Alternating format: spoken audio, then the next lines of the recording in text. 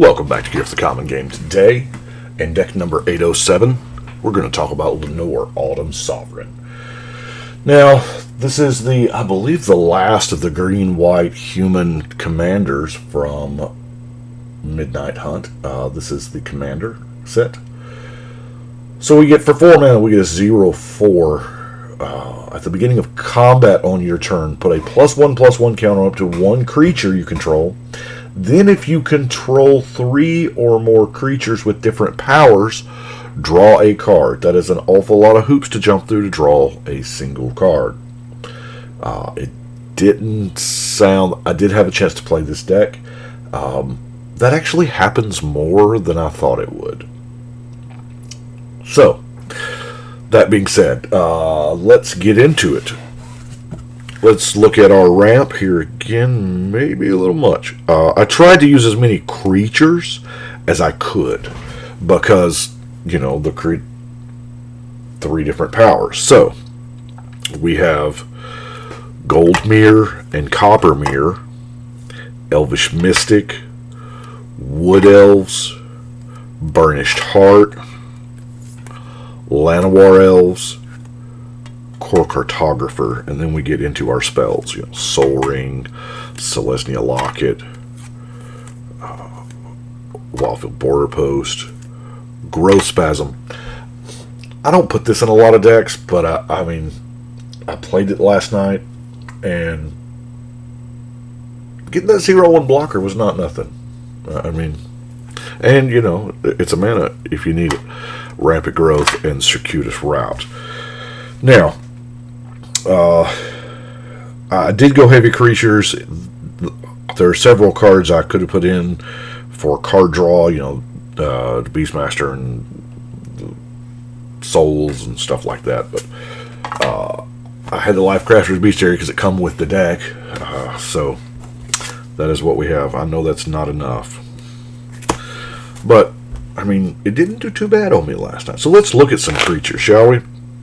We have the Dualcraft Trainer. It's got Coven. You know, double strike, that's not bad, especially since we're, in theory, pumping something up with +1/+1 counters.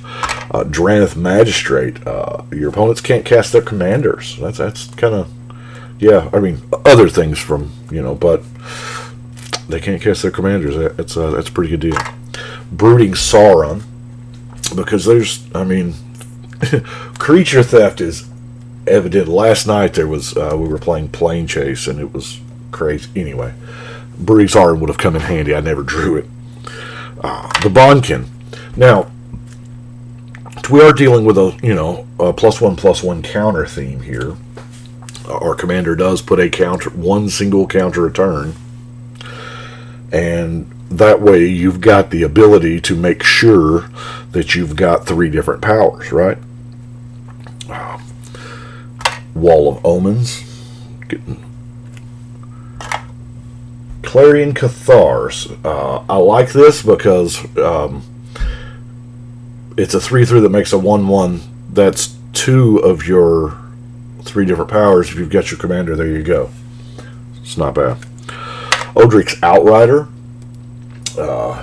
Or another creature you control dies, put a counter on something you control. This would have been a great Ozolith deck as well.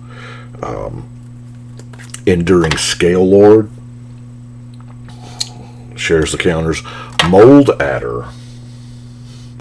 Blue or black, though, I mean, it's very popular colors, obviously, but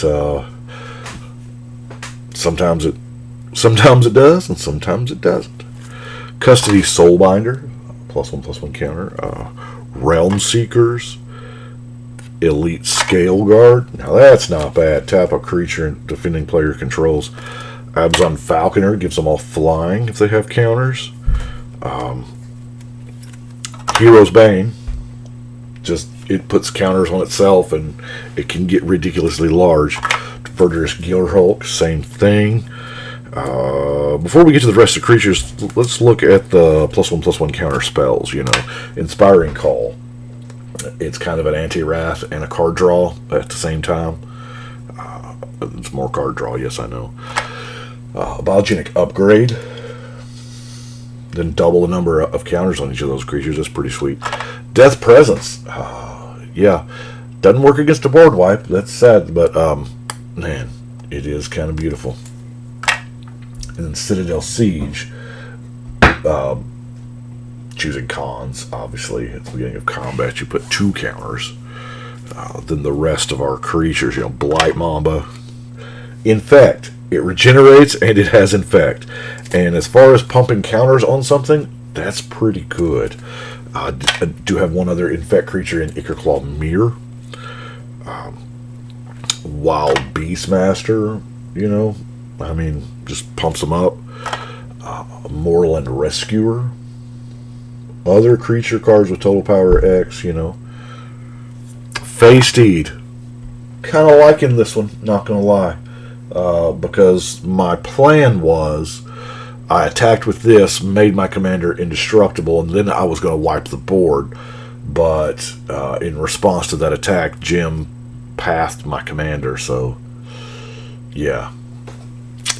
White main line. If I'd had white main line, I could have saved it. Eternal Witness, and then King Kong. Kogla. Kogla is amazing. Jim had asked me if Kogla was in the deck, and I think that was this deck. Don't know. Evidently it is. I didn't put it in there. But then we've also got, Soul Warden. It's a slight life gain thing, not a lot. What led me down that road was Lathel, because I was looking for green-white +1 counter stuff, right? And then I was like, well, if I gain life, and I'm going to need to play creatures anyway, right? So, yeah, why not? So, Suture Priest, Tristani. Oh my gosh, Tristani. My fiance plays this, and I'm telling you what, I get really, really scared when she plays Tristani, because in my head, worst case scenario happens the turn after you play the Tristani, you play Sarah Avatar, and then it gets ridiculous from there. Then, of course, the other life gain, the Behemoth Sledge, Armadillo Cloak, and, if you're gaining life anyway, you might as well make it ridiculously large. Talk later, road now. All those +1 counters have the class, don't have the engine. But for the Proliferate, Eerie Interlude is another Anti-Wrath. But then, I have 3 spells here, 2 of which are creatures. Now, I am not a fan of 7-mana 1/1s. I'm not. But Tristani's Summoner completes the whole Coven idea. That's the reason why they put it in the Precon, and they even made another one in the Precon I'll show you next. But it gets you the 1/1, the 2/2, the 3/3, and the 4/4. It's not bad. Somber Walled Beastmaster is essentially the same thing. The creature types are different, but But then your creature tokens have Death Touch, so that's not bad. And then the Bestial Menace getting the 1/2/3. Now, removal-wise, it's not bad. I didn't have a problem last night removing things that I thought needed to be removed. Disenchant, Thrashing Brontodon. Manglehorn does... How was I missing this card all this time? Yeah, because most of us stop reading at the enters the battlefield, destroy an artifact. But that second line, their Soul Rings and whatever come into play tapped. That's not bad. Terastodon, because, why not? Cataclysmic Gearhulk is kind of a wipe, Hour of Reckoning and Cleansing Nova. So that brings us to our non-basic lands. The Command Tower. Selesnya Sanctuary. Nantuko Monastery. Not bad when you need that blocker, or you need a creature that is a 4-power to get, whatever. Myriad Landscape. I wish it didn't say that share a land type, but it does. It'll work. Temple of the False God. Blossoming Sands. Canopy Vista. Fortified Village, Grey Pelt Refuge, Temple of Plenty, Selesnya Guildgate, Vitu-Ghazi the City Tree, making those 1/1s if you need it, Tranquil Expanse, Desert of the True, and lastly, our Rogue's Passage.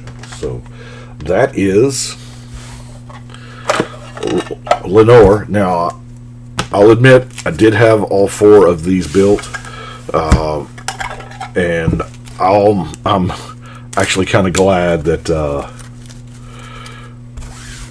I got that out of the way, because nobody likes building the same deck 4 times and trying to make it different every time.